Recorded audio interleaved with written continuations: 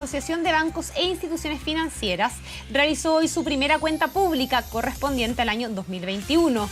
Para hablar sobre las cifras de la industria y las proyecciones para el 2022, nos acompaña José Manuel Mena, presidente de la Asociación de Bancos e Instituciones Financieras. Muy buenas tardes y gracias por estar con nosotros durante esta jornada. Hola Flavia, buenas tardes. Gracias por poder conversar en esta ocasión.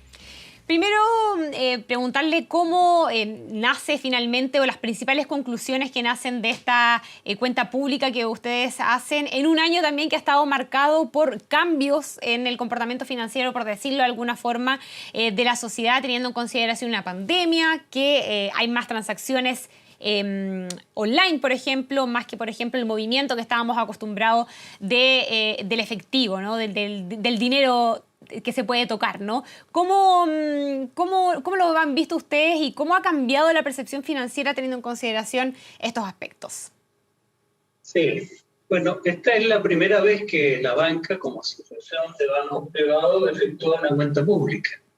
Y nos parece que es muy importante el poder enfatizar los principales hechos que en un periodo muy complejo para nuestro país, en términos de pandemia, en términos de crisis económica, social y de incertidumbre en muchos ámbitos políticos, económicos, ha impactado fuertemente a nuestros clientes, personas y empresas.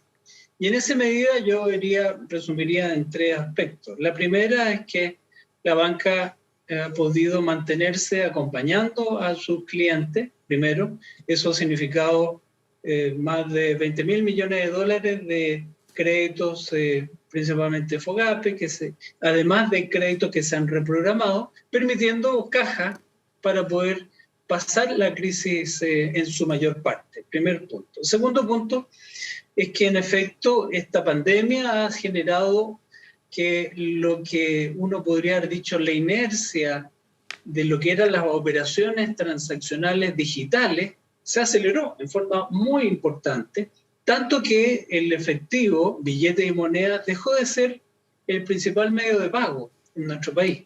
Eso, José Manuel, ha obligado a que los bancos y las instituciones financieras se tengan que rearmar de cierta forma y tengan que enfrentar esto de una forma distinta porque, claro, ya hace mucho tiempo que estamos acostumbrados a hacer transacciones por internet, a hacer compras online, pero con la pandemia esto incrementa considerablemente. ¿Cómo los bancos y las instituciones han ido adaptando esto y si ha tenido que, de cierta forma, actualizarse o cambiarse la forma en cómo estas instituciones han ido operando? La verdad, Flavia, es que la banca tiene una forma de operar que ya estaba preparada para poder tener un número tan amplio de transacciones digitales. Si no hubiese sido de esta manera, que es la que estoy mencionando, habríamos tenido dos consecuencias muy importantes. La primera es que habríamos tenido caídas operacionales, que se me cayó la página, que la transacción no la puedo efectuar. E incluso podríamos haber tenido problemas de mayores fraudes, específicamente porque los sistemas de soporte o seguridad no habrían estado preparados para ello. Nada de eso ha ocurrido. Lo que sí ha sucedido es que, menciono en términos generales, la holgura con que los sistemas en la banca se trabaja son de varias veces. Es decir, si tengo 100 transacciones por segundo, los equipos están preparados para operar 4, 5, 6 veces eso. Lo que sí ha sucedido es que lo que era la inercia de estos 5 años previos, como que se aceleró y como que todo se acumuló en muy pocos meses, generando que los procedimientos que estaban preparados efectivamente funcionaran, que nuestros trabajadores que estaban también capacitados tuvieran que recordar todo muy rápidamente y han actuado estupendamente, ¿no?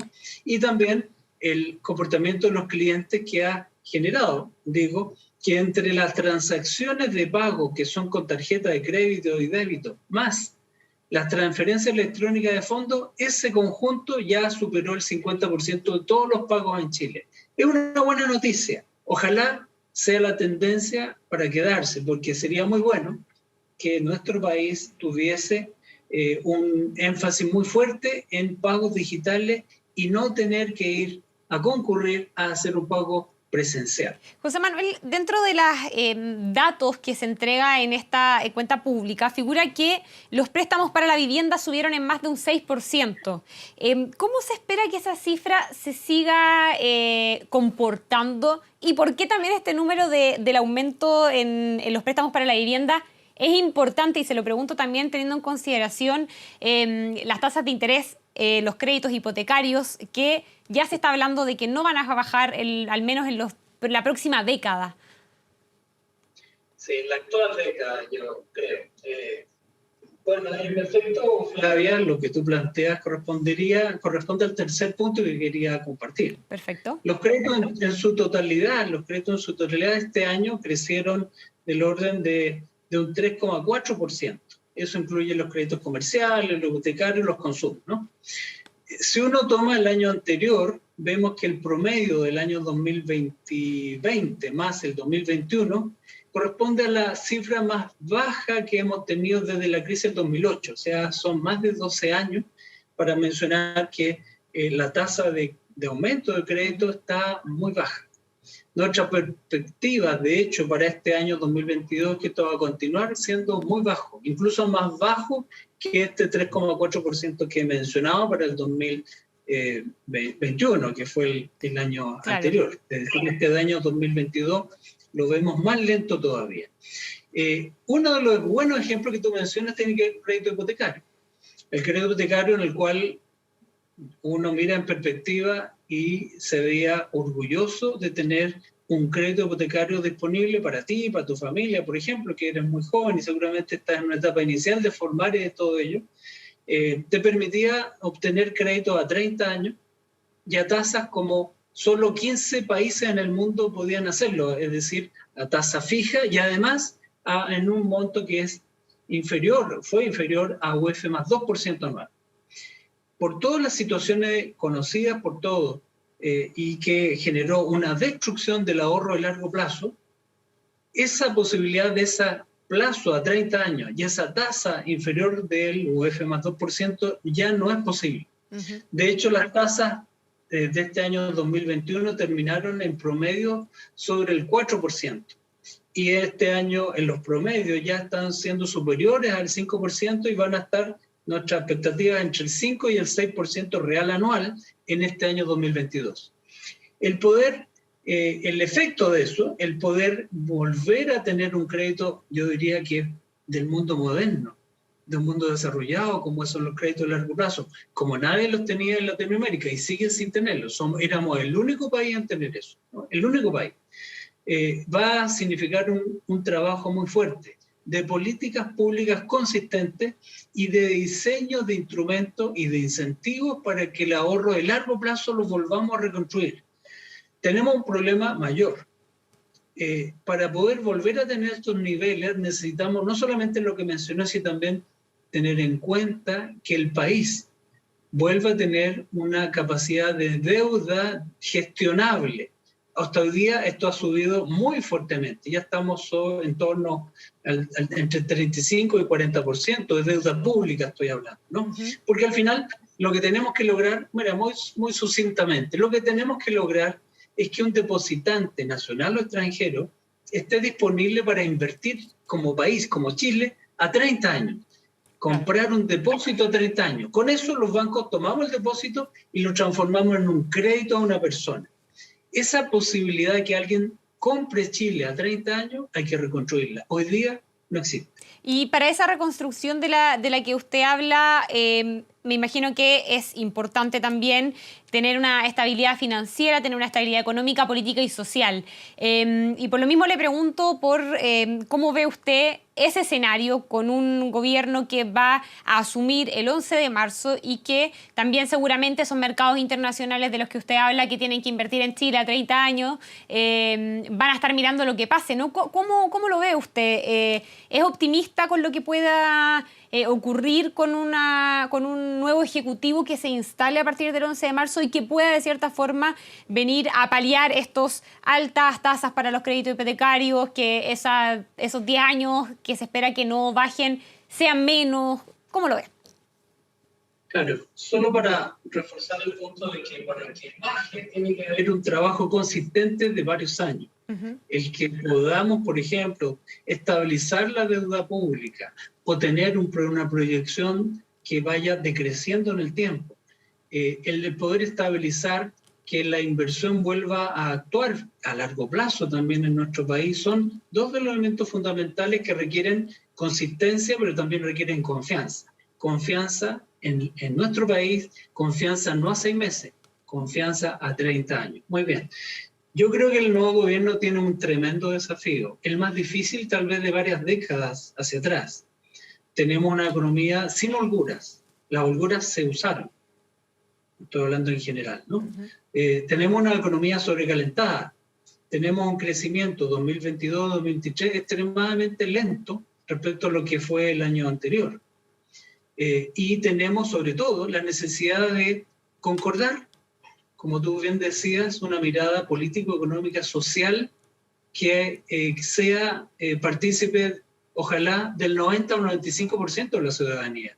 Los extremismos y las miradas maximalistas no son posibles para lo que yo estoy mencionando. Yo creo que el nuevo gobierno tiene un diagnóstico que concuerda con lo que estoy mencionando. Tal vez la mayor incertidumbre va a estar dada por la Constitución, por la Convención Constitucional, que logre un camino también de acuerdo. Las situaciones que hemos visto en las últimas 2 semanas generan preocupación. No generan la mirada de acuerdo que estoy hablando, en donde el paraguas del 95% se vea representado. En ese aspecto, yo creo que el nuevo gobierno también debiera aspirar a poder permitir un respaldo para que la nueva Constitución encuentre un camino en donde todos nos veamos en nuestro nuevo Chile. Y en ese sentido, José Manuel, usted habla de varios aspectos que tienen que conjugarse para tener esa estabilidad mayoritaria en el país que permita poder ir avanzando. Bajo su perspectiva, bajo la perspectiva de la banca a la cual usted representa, ¿Gabriel Boric y su nuevo gobierno cumplen con eso? ¿Dan las garantías para que eso ocurra? La banca siempre va a estar apoyando al país. Lo ha hecho por centenares de años. Lo ha hecho sostenidamente en las últimas décadas. Y la banca ha estado con un compromiso con Chile, con sus clientes al final. Tenemos millones de clientes. Si incluimos a todas las bancas, estamos hablando de la gran mayoría de nuestro país. Falta un sector, todavía falta un sector que no está con nosotros, con las entidades formales. Ese es el segmento que permanece capturado por la informalidad. Bien, dicho eso, nosotros como banca vamos a estar siempre disponibles para aportar, para poder construir un país al lado de las autoridades democráticamente elegidas. Bien. Y esperamos en ese sentido que ese mandato que la nueva autoridad tiene y el mandato también que tiene la Convención Constitucional para tener una carta que sea plebiscitada por la gran mayoría se cumpla efectivamente. Bien, muchas gracias José Manuel Mena, presidente de la Asociación de Bancos e Instituciones Financieras, por acompañarnos durante esta tarde. Muy buenas tardes. Buenas tardes, Flavia. Gracias por el contacto.